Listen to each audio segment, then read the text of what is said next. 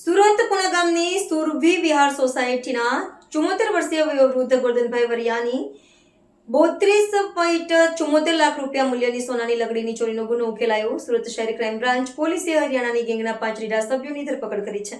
Police સૂત્રોના જણાવ્યા મુજબ વૃદ્ધ ગોરધનભાઈએ એક લોકરમાંથી 100 ગ્રામની 3 અને 20.370 ગ્રામની એક એમ કુલ 4 લગડી કાઢી. તેઓ આ લગડી ભાગળ વિસ્તારમાં એક સોનીને વેચવા દિલ્હી ગેટ રિક્ષામાં બેસી જઈ રહ્યા હતા.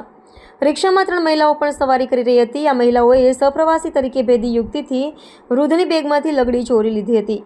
આ અંગે મૈદરપુરા પોલીસે ચોરીની ફરિયાદ નોંધી હતી. ક્રાઇમ બ્રાન્ચની તપાસમાં ખુલાસો થયો છે કે આ કારસ્તાન હરિયાણાની ગેંગનું છે.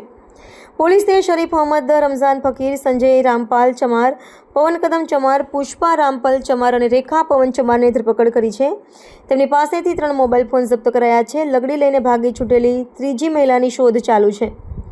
આ ગેંગ ટ્રેન દ્વારા હરિયાણાથી અલગ અલગ શહેરોમાં જતી અને ફૂટપાથ પર પડાવ નાખતી. તેઓ બેંકો અને ફાઇનાન્સ કંપનીઓની બહાર લોકોને નિશાના બનાવી રેકી કરતી, એટલે કે લોકોને ઠગતી.